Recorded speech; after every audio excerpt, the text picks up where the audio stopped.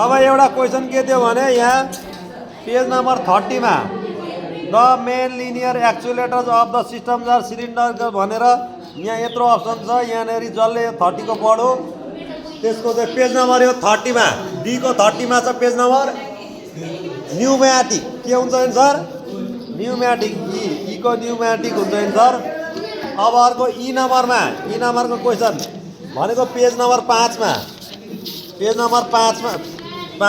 Number 5 मा यहाँ छ कन्भर्जेन्ट थिङ्किङ भनेको के हो यसको परिभाषा गर्नु पर्यो। सबै किताबबाट सोधेको छ हैन। अब यो अर्को के अरे अर्को 4 नम्बरमा digital right a news article about digital payment system.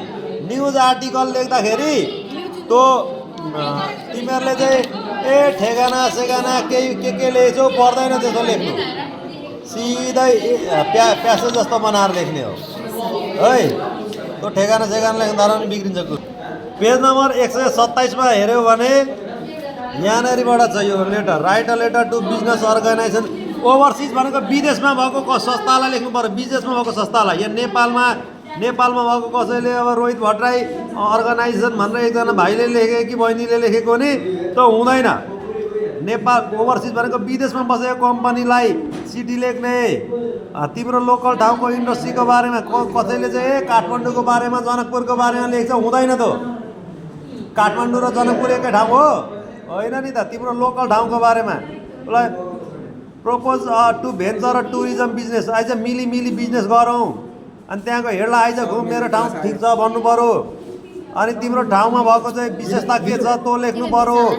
त्यहाँको चाहिँ ऐतिहासिक पुरातात्विक वस्तुको बारेमा लेख्नु पर्यो। त्यसै हुन्छ यो छ। अनि यो 6 नम्बरको question write an essay on independence and versus interdependence भनेको छ। इन्डिपेन्डेन्स भनेको स्वतन्त्रता स्वतन्त्र बन्ने आत्मनिर्भर बन्ने आफ्नो खुट्टामा आफै उभिने। अनि इन्टरडिपेन्डेन्स भनेको अन्तर्निर्भरता। यो चाहिँ आफ्नो खुट्टामा आफै उभिने जस्तै मलाई मेरो बाबुआमाले पाल्नु पर्दैन म अहिले आफै जागिर खान्छु बाबुआमालाई बरु मै पैसा हेर्छु यो इन्डिपेन्डेन्स भयो। इन्टरडिपेन्डेन्स भनेको चाहिँ अन्तर्निर्भरता जस्तो चाहिँ म एउटा किसानसँग अन्तर्निर्भर छु किनभने किसानले म जागिर हो म किसान होइन त्यसैले मलाई किसानले धान चामल तरकारी बेचेन भने म भोकै मर्छु मेरो उसले काम गर्दैन। सुमेकरसँग अन्तर्निर्भर छु उसले चाहिँ मलाई जुत्ता चप्पल दिएन भने म खाली खुट्टा घाममा हिँड्न सक्दिनँ। म कपडा व्यवसायीसँग अन्तर्निर्भर छु उसले कपडा दिएन भने म चाहिँ त्यतै हिँड्यो भने मार्छु दिँदैन मलाई। अनि त्यो कपडा व्यापारी मसँग अन्तर्निर्भर छ किन उसको छोराछोरीलाई म पढाउँछु। किसान मसँग अन्तर्निर्भर छ किन म उसलाई पढाउँछु। म प्रहरीसँग अन्तर्निर्भर छु किन उसले मलाई सुरक्षा दिन्छ। प्रहरी मसँग अन्तर्निर्भर छ किन उसको छोराछोरीलाई म पढाउँछु। यसरी हरेक मान्छे एकअर्कासँग अन्तर्निर्भर हुन्छ इन्टरडिपेन्डेन्स। त्यसैले इन्डिपेन्डेन्स भनेको के हो त त्यसको परिभाषा दिने। अनि इन्टरडिपेन्डेन्स भनेको के हो त त्यसको परिभाषा दिने।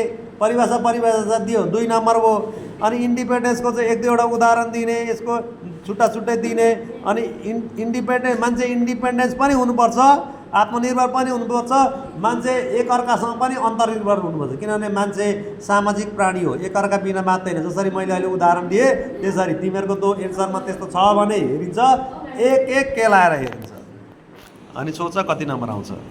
किताबको 101 को। त्यसैले किताबबाटै सोधेको छ सबै मेहनत गर्ने।